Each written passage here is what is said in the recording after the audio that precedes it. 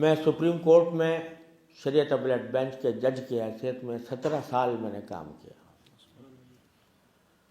اور شاید اتنے طویل عرصے شاید کوئی شخص سپریم کورٹ میں نہ رہا ہو جتنا میں نے وقت وہاں گزارا۔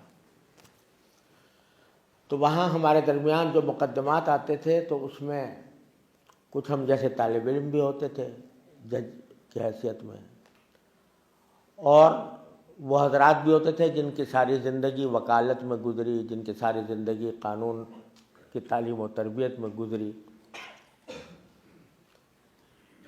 اتفاق سے ہمارا کام ایسا تھا کہ جو مروجہ قوانین ہیں ان کا جائزہ لینا ہوتا تھا، اور اس کی ایک ایک شق کو گہری نظر سے دیکھنا ہوتا تھا۔ تو جو کچھ میں بحیثیت طالب علم کے ہم نے اپنے مدرسوں میں پڑھا، اس کی وجہ سے بات ذرا جلدی سمجھ میں آ جاتی تھی قانون کی، اور بعض حضرات کو کچھ دیر لگتی تھی۔ تو اس وقت جو چیف جسٹس تھے انہوں نے ہماری ایک مجلس بیٹھی ہوئی تھی جس میں جج صاحبان جو یعنی معروف جج صاحبان ہیں وہ بھی تھے، میں بھی تھا، کسی قانون کی تشریح پر گفتگو ہو رہی تھی۔ تو میں نے اپنی کچھ رائے ظاہر کی کہ اس کی تشریح در حقیقت یوں ہے۔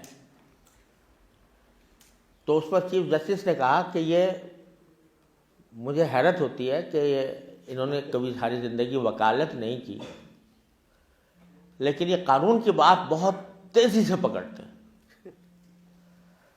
تو ایک دوسرے جج صاحب وہاں موجود تھے، انہوں نے کہا کہ ہاں انہوں نے LLB کیا تھا اور سیکنڈ پوزیشن کے ساتھ کیا تھا۔ تو میں نے اس پر عرض کیا کہ یہ LLB کی وجہ سے نہیں ہے، در حقیقت اس وجہ سے ہے کہ میں نے ہدایہ پڑھی ہے، اور الحمدللہ سمجھ کر پڑھی ہے۔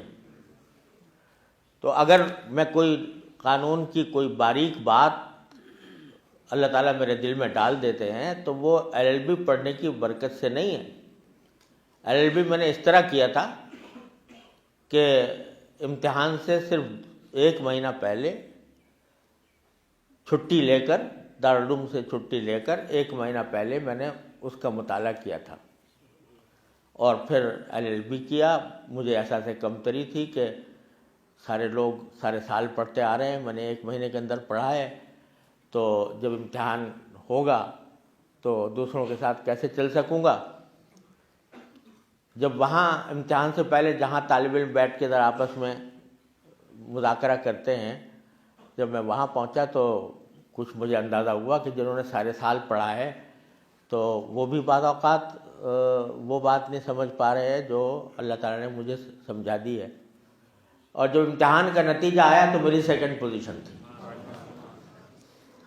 تو یہ در حقیقت اس وجہ سے نہیں کہ میں نے ہدایہ پڑھی تھی، اور الحمدللہ فقہ اور اصول فقہ سے خصوصی مناسبت تھی، تو اس کی وجہ سے یہ تھا۔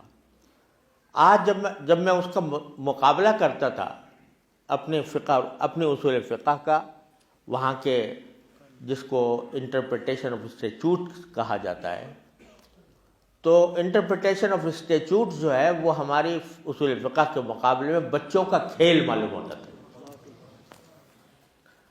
لیکن افسوس یہ ہے کہ اس عظیم ذخیرے سے، اس عظیم ورثے سے ہماری اکثریت ناواقف ہے۔